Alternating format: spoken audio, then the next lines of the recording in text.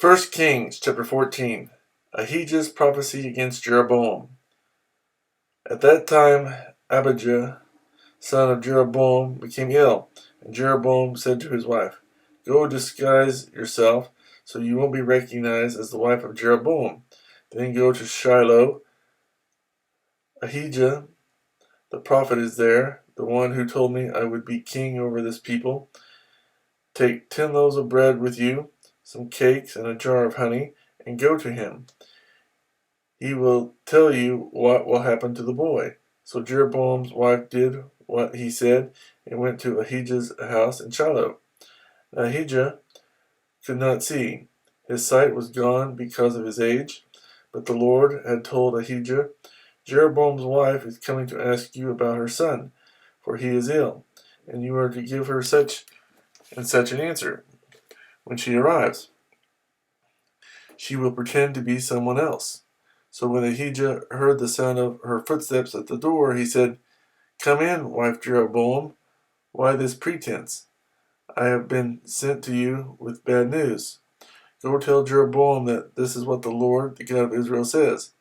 I raised you up from among the people and made you a leader over my people Israel. I tore the kingdom away from the house of David and gave it to you, but you have not been like my servant David, who kept my commands and followed me with all his heart, doing only what was right in my eyes. You have done more evil than all who lived before you. You have made for yourself other gods, idols made of metal. You have provoked me to anger and thrust me behind your back. Because of this, I am going to bring disaster on the house of Jeroboam. I will cut off from Jeroboam every last male in Israel, slave or free. I will burn up the house of Jeroboam as one burns dung until it is all gone. Dogs will eat those belonging to Jeroboam who die in the city, and the birds of the air will feed on those who die in the country. The Lord has spoken. As for you, go back home. When you set foot in your city, the boy will die. All Israel will mourn for him and bury him. He is the only one belonging to Jeroboam who will be buried, because he is the only one in the house of Jeroboam in whom the Lord, the God of Israel, has found anything good. The Lord will raise up for himself a king over Israel who will cut off the family of Jeroboam.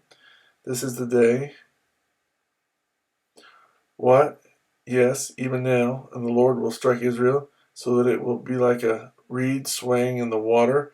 He will uproot Israel from this good land that he gave to their forefathers and scatter them beyond the river, because they provoked the Lord to anger by making Asherah poles. And he will give Israel up because of the sins Jeroboam has committed and has caused Israel to commit. Then Jeroboam's wife got up and left and went to Tirzah. As soon as she stepped over the threshold of the house, the boy died. They buried him, and all Israel mourned for him, as the Lord had said through his servant, the prophet Ahijah. The other events of Jeroboam's reign, his wars, and how he ruled, are written in the book of the annals of the kings of Israel. He reigned for 22 years, and then rested with his fathers, and Nadab, his son, succeeded him as king. Rehoboam, king of Judah. Rehoboam, son of Solomon, was king in Judah. He was 41 years old when he became king, and he reigned 17 years in Jerusalem, the city the Lord had chosen out of all the tribes of Israel in which to put his name. His mother's name was Naamah. She was an Ammonite. Judah did evil in the eyes of the Lord. By the sins they committed, they stirred up his jealous anger more than their fathers had done.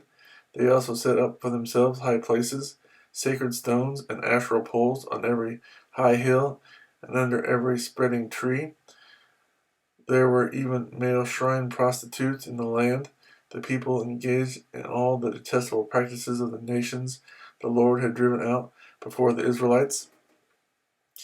In the 5th year of King Rehoboam, Shishak, king of Egypt, attacked Jerusalem. He carried off the treasures of the temple of the Lord and the treasures of the royal palace. He took everything, including all the gold shields Solomon had made. So King Rehoboam made bronze shields to replace them, and assigned these to the commanders of the guard on duty at the entrance to the royal palace.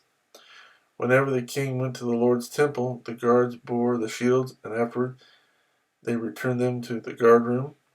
As for the other events of Rehoboam's reign and all he did, are they not written in the book of the annals of the kings of Judah? There was continual warfare between Rehoboam and Jeroboam, and Rehoboam rested with his fathers and was buried with them in the city of David. His mother's name was Naamah. She was an Ammonite, and Abijah, his son, succeeded him as king.